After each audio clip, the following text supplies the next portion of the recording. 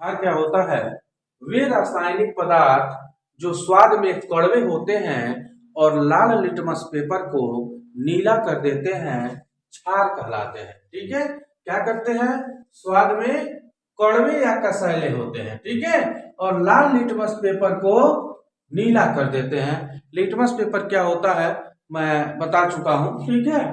तो वे रासायनिक पदार्थ जो स्वाद में कड़वे होते हैं तथा लाल लिटमस पेपर को नीला कर देते हैं, क्षार कहलाते हैं। ठीक है, ब्रस्टेड और लोरी एक केमिस्ट थे, इन्होंने इसका डिफिनीशन दिया कि क्षार एक ऐसा पदार्थ है जो अम्लीय पदार्थों को हाइड्रोक्सी आयन दान करता है। ठीक है, हाइड्रोक्सी आयन दान करता है, इसके अनुसार ब्रस्टेड और लोरी के अनुसार। ठीक है, यह हम इस तरह से कर सकते हैं कि वे रासायनिक पदार्थ जो जलीय विलयन में हाइड्रोक्सिल आयन देते हैं उसे क्षार कहते हैं। इसके गुण क्या होते हैं, प्रॉपर्टीज ऑफ बेस क्या होता है, ये स्वाद में कड़वे या कसैले होते हैं। स्वाद में कड़वा और कसैला में अंतर पता होगा, कसैला थोड़ा सा कम कड़वा होता है, उसको कसैला कहते हैं, और जो ज्यादा होता है उसको कहते हैं कड़वा है। ठीक है, तो स्वाद में कड़वे या कसैले होते हैं।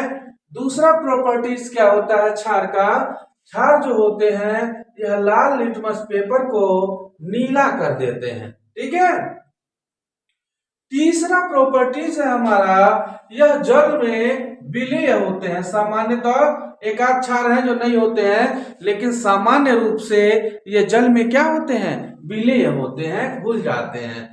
साबुन की तरह चिकने होते हैं। क्षार की जो प्रकृति होती है वो चिकनाई वाली होती है। जब उसको हम स्पर्श करेंगे तो हमें उसके अंदर चिकनापन क्या होगा, महसूस होगा कि इसके अंदर चिकनाई है। ठीक है, अम्लों के जैसे ही, ठीक है, जो क्षार होते हैं ये अम्लों के जैसे ही प्रबल संक्षारक होते हैं। ये क्या होते हैं, अम्लों के जैसे ही प्रबल संक्षारक होते हैं। त्वचा, कपड़ा, है ना, इत्यादि को क्या करते हैं, नुकसान पहुंचाते हैं। ये भी जलन पैदा करते हैं, ठीक है, या जला देते हैं। हम सोचते हैं कि एसिड से ही जलता है, लेकिन ऐसी बात नहीं है, क्षारों से भी क्या हो जाता है, हम जल सकते हैं। ठीक है, तो ये प्रबल संक्षारक होते हैं, कोरोसिव होते हैं, ठीक ना, और त्वचा को हानि पहुंचाते हैं।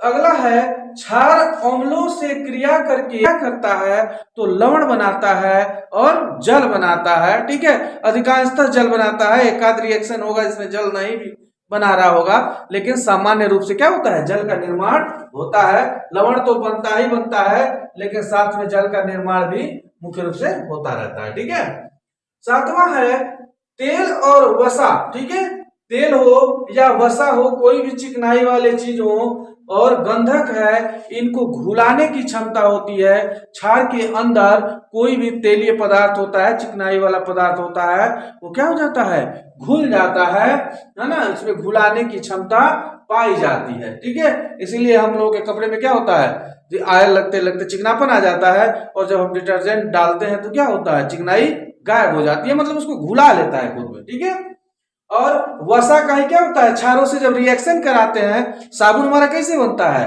जब वसा का कोई भी वसा हो, तेल हो, जब उसका हम क्या करते हैं, क्षारों के साथ रिएक्ट कराते हैं, रिएक्शन होता है क्षारों के साथ, अभिक्रिया होती है, तो क्या बनता है, साबुन बनता है और ग्लिसरॉल बनता है। ग्लिसरीन का नाम सुने होंगे ना, हाँ, अरे जाड़े के दिन में लगाते हैं चिकनाई के लिए, ठीक ना, और भी कई उसके केमिकल यूज हैं। ठीक ना, तो तेल और वसा और गंधक को घुलाने की क्षमता इसके अंदर होती है। ठीक है, इतना याद रखिएगा, साबुन का पढ़ाएंगे तो उसमें बताएंगे आपको किस तरह से साबुन बनता है, लेकिन साधारण तौर पे ये जान लीजिए, वसा का क्षारों के साथ जब अभिक्रिया होती है तो साबुन बनता है और ग्लिसरीन बनता है। ठीक है, आठवां है, कार्बनिक पदार्थों को नष्ट कर देते हैं। जितने भी क्षार हैं वो कार्बनिक पदार्थों को क्या करते हैं, नष्ट कर देते हैं, खत्म कर देते हैं। ठीक है, उदाहरण के तौर पे है, देख लीजिए, ये क्षार जो मुख्य रूप से यूज होते हैं वो है NaOH। क्या है, NaOH, सोडियम हाइड्रोक्साइड और पोटेशियम हाइड्रोक्साइड। ठीक है, क्षार जो होते हैं मुख्य रूप से दो प्रकार के होते हैं, एक होता है प्रबल क्षार और दूसरा होता है दुर्बल क्षार। अम्ल में भी बताए थे ना, प्रबल अम्ल और दुर्बल अम्ल। तो इसी तरह से क्षार भी दो तरह के होते हैं, प्रबल और दुर्बल। ठीक है, प्रबल क्षार क्या होता है? वे क्षार जो पूर्ण रूप से क्या हो जाते हैं? आयनिक हो जाते हैं, पूर्ण रूप से आयनित हो जाते हैं, उन्हें प्रबल क्षार कहते हैं। और जो आंशिक रूप से, है ना, आंशिक का मतलब होता है बहुत कम। ठीक है, तो वे क्षार जो क्या होते हैं? बहुत आंशिक रूप से आयनित होते हैं या नहीं होते हैं, उसे हम दुर्बल क्षार कहते हैं। ठीक है।